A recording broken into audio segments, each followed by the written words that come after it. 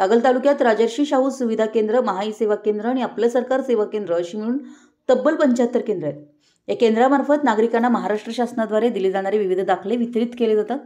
त्यासाठी आकारण्यात येणारं सेवा शुल्क शासनाने निर्धारित केलेल्या दराप्रमाणे घेणं आवश्यक असून काही आपली सेवा केंद्र चालक जास्तीचे सेवा शुल्क आकारत असल्याबाबत तक्रारी आढळल्या असून नागरिकांनी आणि विद्यार्थ्यांनी विविध प्रकारच्या दाखल्यास निर्धारित सेवा शुल्क फलकावर नमूद केले आहे तेवढेच द्यावे. त्यापेक्षा जास्तीची शुल्क मागणी केल्यास तक्रार द्यावी. अशा केंद्र चालकांविरुद्ध कडक कारवाई करण्याचा इशारा कागलचे तहसीलदार अमरदीप वाकडे यांनी दिला आहे.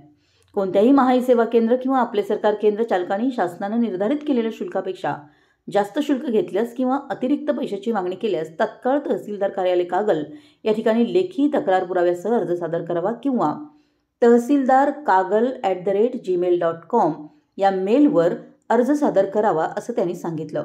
कोणत्याही महाई सेवा केंद्र किंवा आपले सरकार सेवा केंद्र चालकानं नागरिकांकडून अथवा विद्यार्थ्यांकडून जादा शुल्क आकारणी केलेलं निदर्शनास आल्यास सदरचे केंद्र रद्द करण्याची कारवाई करण्यात येईल असा इशारा तहसीलदार अमरदीप वाकडे यांनी दिला आहे.